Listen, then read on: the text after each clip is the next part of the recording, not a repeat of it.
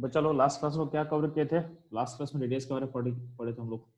Check radius के बारे में क्या पढ़ाई किए थे बस चलो लास्ट क्लास में।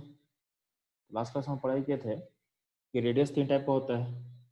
क्या क्या होता है बस चलो। मेटालिक रेडियस होता है। डिफाइन किसके किए थे हम लोग, मेटल से किए थे। कैसे किए थे हम बता चुके थे, ठीक है। सिमिलरली हम लोग बात किए थे कोवेलेंट रेडियस का। किसके डिफाइन किए थे, नॉन मेटल से किया गया था, ठीक है। तो कोवेलेंट रेडियस कब डिफाइन किया गया था, जब मॉलिक्यूल आपका डायटोमिक होगा, होमोन्यूक्लियर होगा और दोनों के बीच में जो एटम बॉन्डेड है उसमें क्या बॉन्ड होना चाहिए, सिंगल बॉन्ड। उस केस में जब एटम का रेडियस निकालोगे तो उसको बोलोगे रेडियस, उसका कोवेलेंट रेडियस बोला गया, एटम का कोवेलेंट रेडियस बोला गया, ठीक। Similarly van der Waals radius के बारे में हम बात कर चुके थे। तो van der Waals radius basically define किसके लिए गया था, तो नोबल गैसेस के लिए, क्योंकि नोबल गैस नहीं टच करता आपस में और नहीं ओवरलैप करता है, ठीक है। तो उसके लिए हम लोग रेडियस वैन डेर वाल्स निकाले थे। और बाय डिफॉल्ट अगर किसी एटम का तीनों रेडियस आप निकालो, किसी सेम एटम का रेडियस मेटालिक निकालो, उसी के लिए कोवेलेंट रेडियस निकालो और उसी के लिए वैन डेर वाल्स रेडियस निकालो। बाय डिफॉल्ट एक जनरल ट्रेंड क्या होता है, बाय डिफॉल्ट जनरल ट्रेंड होगा कि सबसे बड़ा होगा रेडियस वैन डेर वाल्स, ठीक है। और फिर क्या होगा, रेडियस मेटालिक। और सबसे छोटा रेडियस क्या होता है, रेडियस कोवेलेंट। ये एक जनरल ऑर्डर होता है चीजों का, ठीक है। तो यहाँ तक हम लोग लास्ट क्लास में सीख चुके थे। इससे हम लोग आगे बढ़ते हैं, ठीक है। इससे हम लोग आगे बढ़ते हैं अभी आज। तो ध्यान देना, अगर हम बात कर रहे हैं तो सबसे पहला हम लोग का जो टॉपिक हम लोग स्टार्ट करना है पीरियोडिक वेरिएशन, यानी हमको ऐसा वेरिएशन को पढ़ना है जो एक ट्रेंड को ओबे करता है, ट्रेंड को ओबे करेगा। तो सबसे पहला जो वेरिएशन हम लोग स्टडी करेंगे और सबसे जो फंडामेंटल वेरिएशन है वो आपका होता है साइज। क्या होता है चलो, साइज, ठीक है। तो पीरियोडिक वेरिएशन में क्या होगा, साइज होगा, ठीक है। और ध्यान देना, जब हम साइज का बात करते हैं तो साइज के लिए क्या पैरामीटर चूज किया गया है, तो साइज के लिए चूज किया गया रेडियस। जब भी बात करते हैं साइज का तो हम रेडियस निकाल के उसको स्टडी करेंगे, ठीक है। तो साइज के साथ क्या होगा, हम क्या बोल रहे हैं, रेडियस के थ्रू हम लोग समझेंगे। तो सबसे पहला बात करते हैं कि जनरल ट्रेंड क्या होता है, मतलब साइज का जनरल ट्रेंड क्या होता है। तो जब भी हम साइज का जनरल ट्रेंड का बात करेंगे तो ध्यान देना, आपके पास क्या होता है, जब भी कोई पीरियड टेबल होता है उसमें क्या ग्रुप होता है, कुछ पीरियड होता है। आपके पास क्या होगा, कुछ ग्रुप होगा और एक पीरियड होगा, ठीक। तो ध्यान देना, आपके सामने एक पीरियड टेबल अभी दिख रहा होगा, ठीक। तो ध्यान दोगे, इसमें हम जब बात करते हैं तो ये जो वर्टिकल लाइंस है, आपको जो वर्टिकल लाइंस दिख रहा होगा, ठीक है। तो जो वर्टिकल लाइंस ऊपर दिख रहा होगा, ऊपर कुछ, तो ये जो वर्टिकल लाइंस है इसको क्या बोला गया, इसको ग्रुप बोला गया है। नीचे क्या बोला गया है, ग्रुप बोला गया है, ठीक है। आपके सामने कितना ग्रुप होता है आपके पीरियड टेबल में, तो आप लोग पढ़े होंगे क्लास 10th में कि टोटल पीरियड का नंबर क्या होता है, 18 होता है। क्या होता है, 18 होता है। क्या होता है, 18 होता है, ठीक है। तो एक हाइड्रोजन फैमिली हो गया, सॉरी हाइड्रोजन, उसका क्या होता है, हाइड्रोजन को हटा दो तो हाइड्रोजन तो एक स्पेशल एलिमेंट है। उसके अलावा क्या होगा, चलो उसके अलावा क्या हो, लिथियम से लेके सीजियम तक होता है, ठीक है। सीजियम के नीचे भी होता है फ्रांसियम, सीजियम के नीचे भी क्या होगा, आपका फ्रांसियम होगा, ठीक है। तो यहाँ पे एक बेरिलियम फैमिली हो गया जिसको बोलते हैं अल्काइल अर्थ मेटल। फिर आपका स्कैंडियम फैमिली हो गया। तो ऐसे करके आपका एलिमेंट्स आपको दिख रहा होगा, ठीक। अब ध्यान देना, जब बात कर रहे हैं तो यहाँ पे आपका ये वर्टिकल लेंस को मैं क्या बोल रहा हूँ, वर्टिकल लेंस ग्रुप की तरह क्रिएट हो रहा है। तो जो भी वर्टिकल लेंस है उसको बोला गया ग्रुप। ये आप लोग को समझ में आता होगा। अब ध्यान देना, तो ग्रुप्स का नंबर क्या होता है, 18 होता है। और यहाँ पे कुछ हॉरिजॉन्टल लाइंस है, कुछ आपके पास हॉरिजॉन्टल लाइंस है, जैसे इसको हम बोल रहे हैं, ये अगर इधर की तरफ तुम मूव करोगे, आप अगर इधर की तरफ मूव करोगे, एक सेकेंड,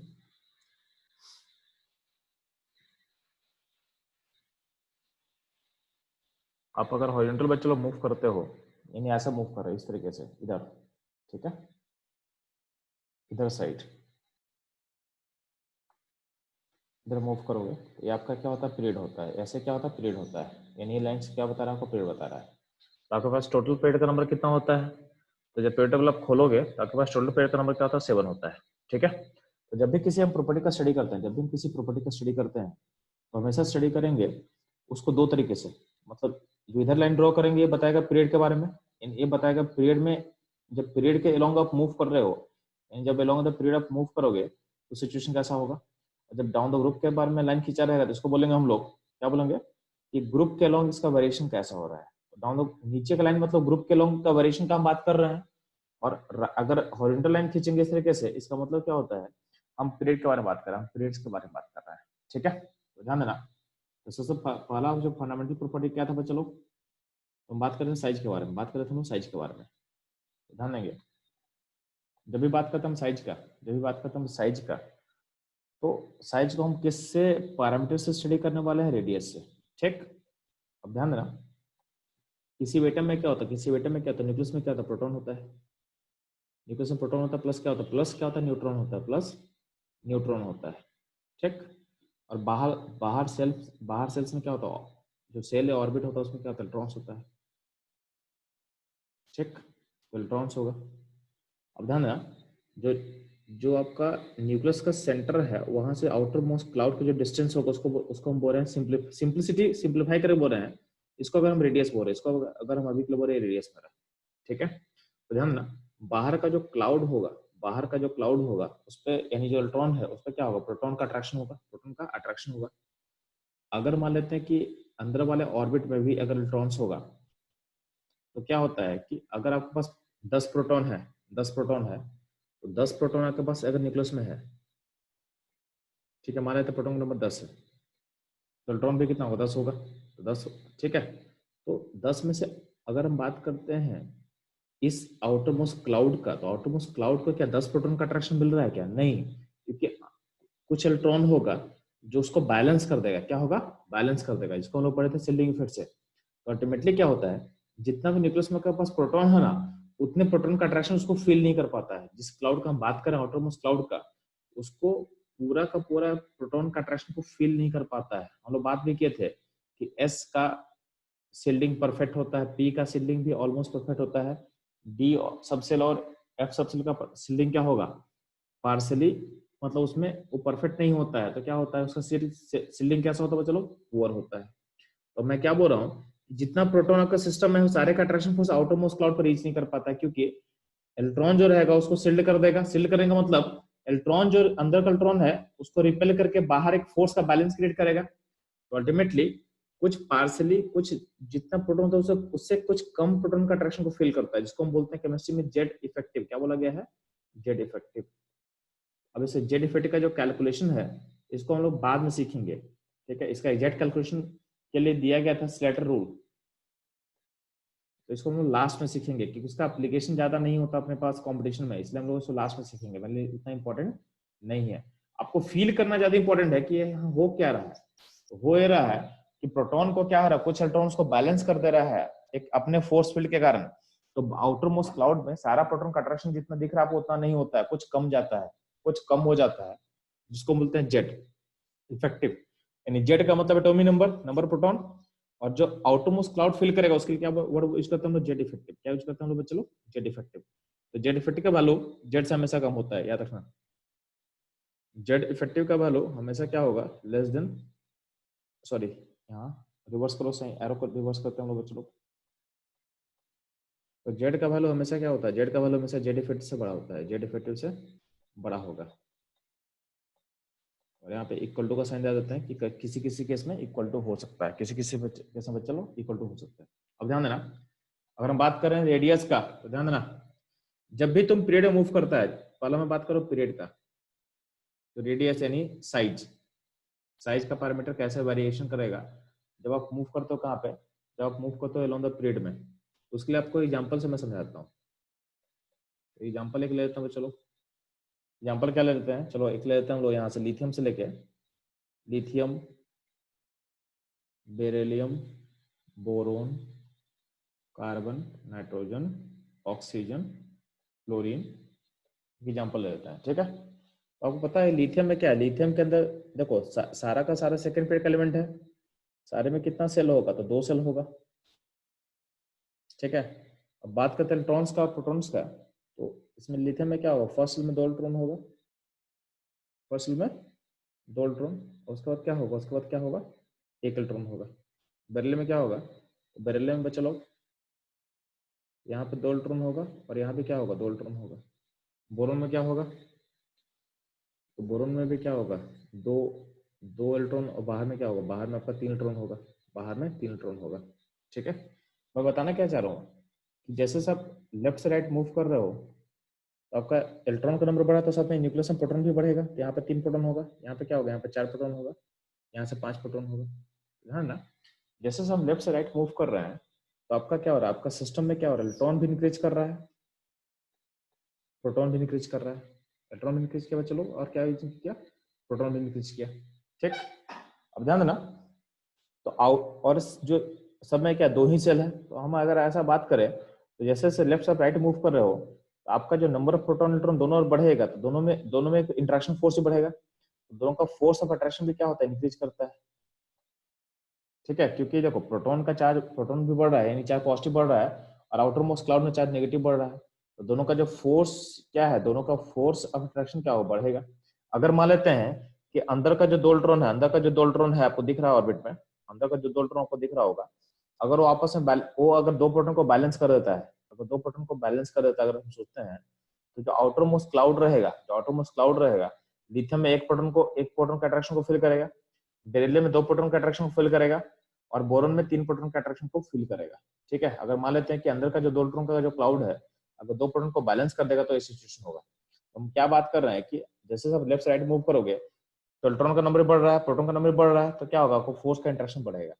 अब जो इलेक्ट्रॉन प्रोटॉन का नंबर बढ़ता है, इसका जो कंबाइंड, इसको कंबाइंड टर्म से आपके केमिस्ट्री के बुक्स में लिखा रहता है जेड इफेक्टिव, यानी बैलेंस कर दिया है पूरा।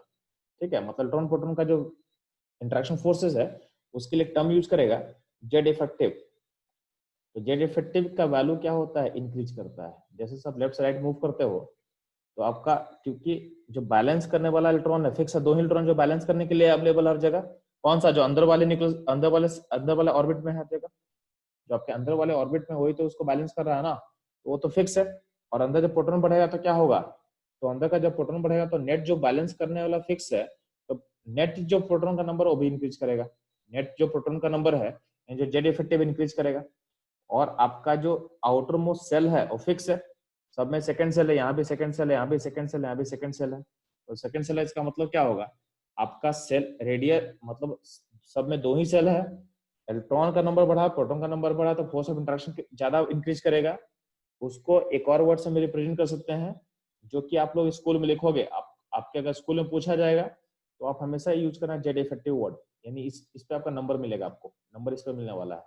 तो स्कूल के एग्जाम में आपको जेड इफेक्टिव वर्ड को यूज करना है अपने आंसर में। तो बोलोगे अलोंग द पीरियड में क्या होता है, जेड इफेक्टिव इंक्रीज करता है, हेंस हेंस क्या होगा, आपका रेडियस क्या होगा, रेडियस क्या होगा, डिक्रीज करेगा, रेडियस क्या होगा, डिक्रीज करेगा, क्योंकि फोर्स ऑफ इंटरेक्शन इंक्रीज कर रहा है। क्यों, due to increase in Z effective. तो आपका ये जो पॉइंट है आपको मेंशन करना है स्कूल में। ठीक है, तो अलोंग द पीरियड में क्या होता है, आपके साइड में इस तरह से वेरिएशन होता है, रीजन आपको समझ में आ चुका है।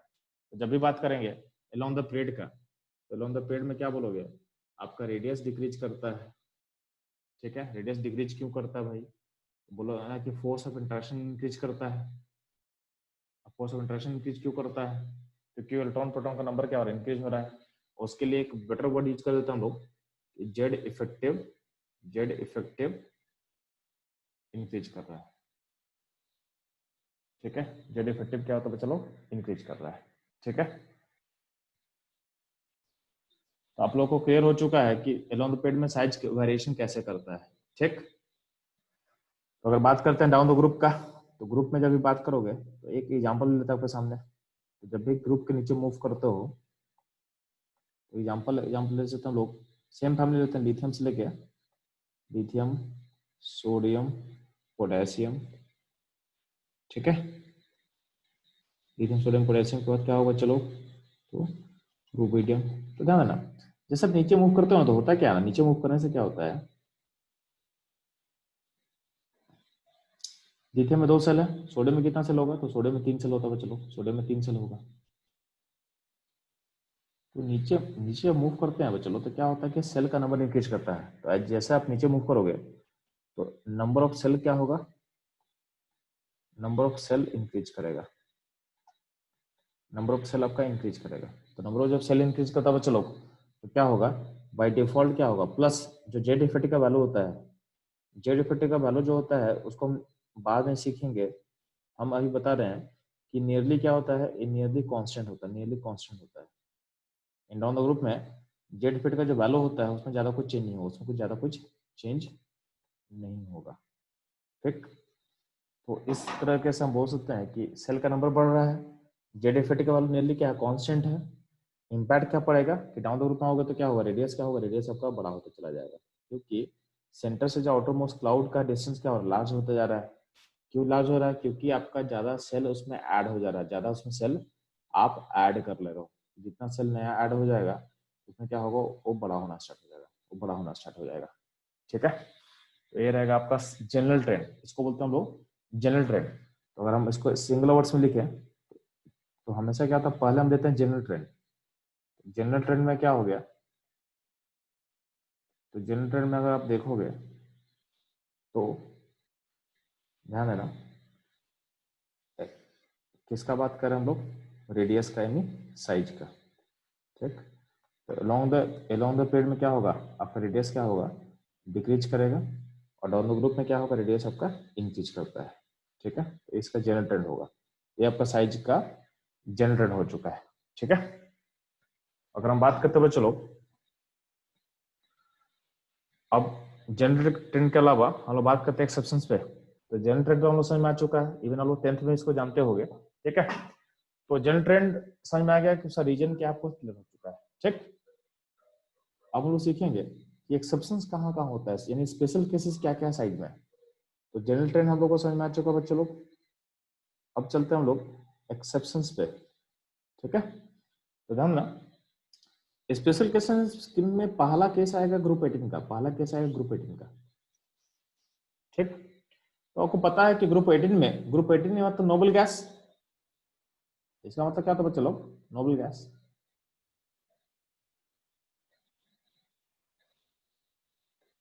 ठीक, तो ग्रुप 18 का मतलब क्या होता है बच्चों लोग, नोबल गैस।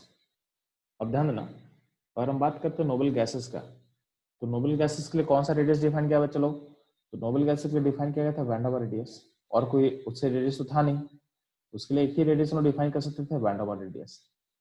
अब इसका इम्पैक्ट क्या पड़ता है, तो अगर आप पीरियड टेबल को देखोगे, अगर आप पीरियड टेबल को देखोगे तो ध्यान दोगे, आप जब इसको देख रहे हो, इस पीरियड टेबल में ध्यान देना, जब लेफ्ट से राइट मूव करते हो, जब आप लेफ्ट साइड मूव करोगे तो ध्यान देना, तो आपको पता है कि जब भी आप पीरियड में मूव करते हो तो आपका क्या होता है बच्चों लोग, आपका जो वैल्यू है रेडियस का क्या होता है, डिक्रीज करता है। अब उस लॉजिक पर हम चले जाएंगे, उस लॉजिक पर हम चले जाएंगे, तो ध्यान देना, फॉर एग्जाम्पल देखोगे, अगर हम बात करते हैं लिथियम से लेके नियन तक, तो लिथियम से स्टार्ट करते हो आप और नियन तक जाते हो, तो यहाँ से स्टार्ट करके जब जाओगे नियन तक, ठीक, तो साइज क्या होगा, साइज घटेगा, आपका साइज यहाँ से घटना चाहिए। हम लोग इसे क्या ना कि लॉन्ग द पीरियड में क्या होगा, साइज डिक्रीज करता है, लॉन्ग द पीरियड में क्या होता है चलो, साइज का डिक्रीज होता है। तो सबसे बड़ा साइज होगा लिथियम का, फिर बेरिलियम से छोटा, फिर boron, carbon, nitrogen, oxygen, chlorine, neon, सबसे छोटा नियन होना चाहिए था। लेकिन जो नियन में प्रॉब्लम क्या है, नियन में, नियन के लिए जो रेडियस हम डिफाइन किए, रेडियस कौन सा डिफाइन किया, वैन डेर वाल्स। तो रेडियस किसके डिफाइन किया गया था, वैन डेर वाल्स। पॉइंट ये है कि किसी पीरियड में सबसे छोटा होना चाहिए था किसको, नोबल गैसेस को, बट नोबल गैसेस के लिए बाकी रेडियस को डिफाइन कर ही नहीं सकते थे ना हम, ना मेटालिक रेडियस डिफाइन कर सकते थे, ना कोवेलेंट कर सकते थे। ठीक है, तो नोबल गैसेस के लिए बस रेडियस क्या डिफाइन होगा, वैन डेर वाल्स। तो बस van der Waals radius define कर सकते, तो कर सकते हैं इसके लिए हम लोग, किसके लिए, नोबल गैसेस के लिए। तो बाय डिफॉल्ट क्या होता है, वैन डेर वाल्स रेडियस बहुत बड़ा होता है, बहुत बड़ा होता है। तो किसी पीरियड में सबसे छोटा होना चाहिए था नोबल गैसेस को, बट सबसे लार्जेस्ट होता है नोबल गैसेस। यानी किसी पीरियड में अगर बात करते हो, any period, in any period, आपका सबसे बड़ा क्या होगा, सबसे बड़ा हो जाएगा नोबल गैसेस, जिसको छोटे से छोटा होना चाहिए था by by logic of general trend, वो क्या हो जाएगा, सबसे लार्जेस्ट हो जाता है, सबसे लार्जेस्ट हो जाता है। ये पॉइंट आप दिमाग में सेट कर लेना कि किसी भी पीरियड में सबसे बड़ा क्या होगा, सबसे बड़ा हो जाएगा आपका नोबल गैसेस, सबसे बड़ा हो जाएगा नोबल गैसेस। तो यहाँ पे नोट्स में थोड़ा सा मतलब कुछ यहाँ पे ग्रुप 1 लिखा हुआ है, तो उसको हटा देना, ग्रुप 1 नहीं होगा, यहाँ पे ध्यान देना। तो आप इसको ऐसे बोल सकते हो कि इन एनी पीरियड सबसे लार्जेस्ट क्या होगा, तो यहाँ पे सबसे लार्जेस्ट होगा ग्रुप 18। ये इसको आप लिख लो, ये वाला को, ये सही है। ठीक है, तो सबसे लार्जेस्ट होगा ग्रुप 18, और उसके बाद होगा ग्रुप 1। किसी पीरियड में सबसे बड़ा ग्रुप 1 होना चाहिए था, बट ग्रुप 18 लार्जेस्ट हो जाता है, क्यों, इसका रीजन क्या हो जाएगा, ड्यू टू वैन डर वाल रेडियस। इसका रीजन आपसे कोई पूछेगा कि नोबल गैसेस का साइज अब नॉर्मली हाई क्यों होता है, तो आप ऐसे इसको ऐसा लिखोगे। इसको मैं आपको लिख दे रहा हूँ, इसको एग्जाम में कैसे लिखना है। तो एग्जाम में क्वेश्चन आ सकता है। क्वेश्चन क्या पूछेगा आपसे कि why noble gases have abnormally high radius. ठीक है, why noble gases have abnormally high radius. तो अब तुम बोलोगे due to van der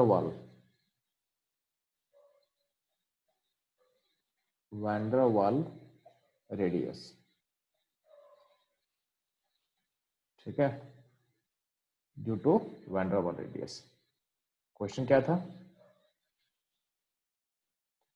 noble gases have abnormally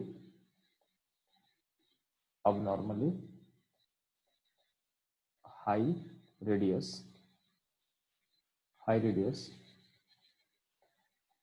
इसका रीजन, ठीक है, हाई रेडियस क्यों होता है, ड्यू टू वैन डर वाल रेडियस। तो आपके आंसर में होना चाहिए ड्यू टू वैन डर वाल रेडियस।